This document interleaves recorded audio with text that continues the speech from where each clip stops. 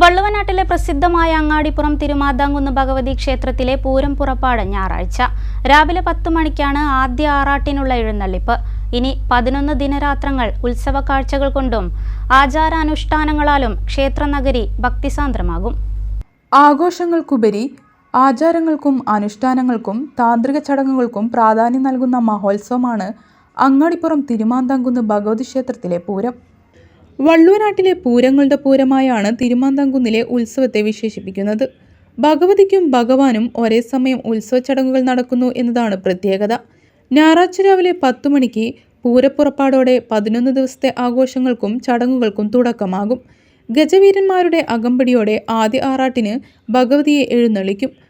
11 ദിവസങ്ങളിൽ ഭഗവതിക്ക് 21 ആറാട്ടും 8ാം പൂര ദിവസം ഭഗവാന് ഒരാറാട്ടുമാണ് നടത്തിവരുന്നത്. പൂരപ്പുറപ്പാടിന് പെരുവനം സതീശന്മാരാരുടെയും 10ാം പൂരത്തിന് പെരുവനം കുട്ടന്മാരാരുടെയും പ്രമാണത്തിൽ പഞ്ചാരിമേളം തിരുമുറ്റത്ത് അരങ്ങേറും. വിവിധ ദിവസങ്ങളിൽ പ്രമുഖ വാദ്യകലാകാരന്മാരുടെ പഞ്ചവാദ്യവും തായമ്പകയും മേളവും ഉണ്ടാകും.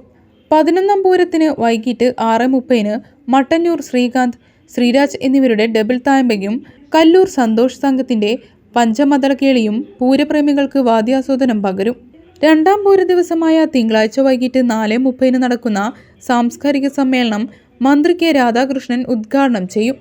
ചടങ്ങിൽ ഈ വർഷത്തെ മാന്ധാദ്രി പുരസ്കാരം ഗായിക KS ചിത്രയ്ക്ക് സമ്മാനിക്കും.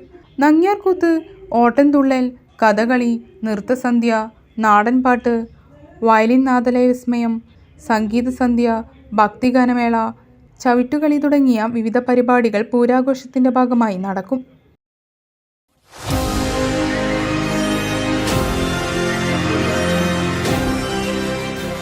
കൂടുതൽ വാർത്തകളും വിശേഷങ്ങളും അറിയാൻ പേജ് ലൈക്ക് ചെയ്യൂ.